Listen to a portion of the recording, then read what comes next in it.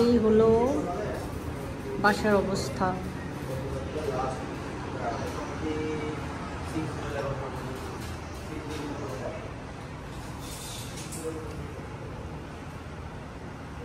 সবকিছু ঢেকে রাখা হয়েছে।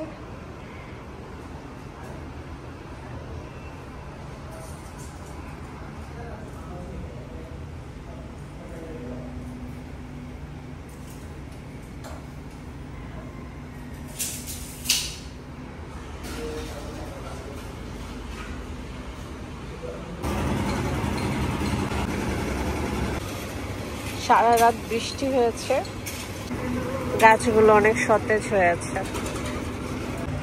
এখনো ঝিরিঝিরি বৃষ্টি হচ্ছে।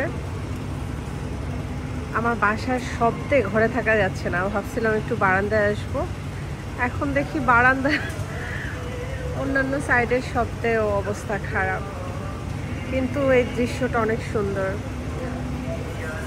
সামনে কৃষ্ণচূড়া গাছ আর এই যে ঝিরিঝিরি বৃষ্টি হচ্ছে। দেখি বৃষ্টি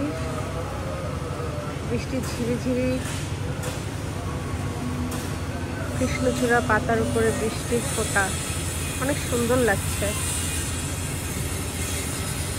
চারিদিকে কনস্ট্রাকশনের কাজ চলতেছে। আবার আমার বাসায় হচ্ছে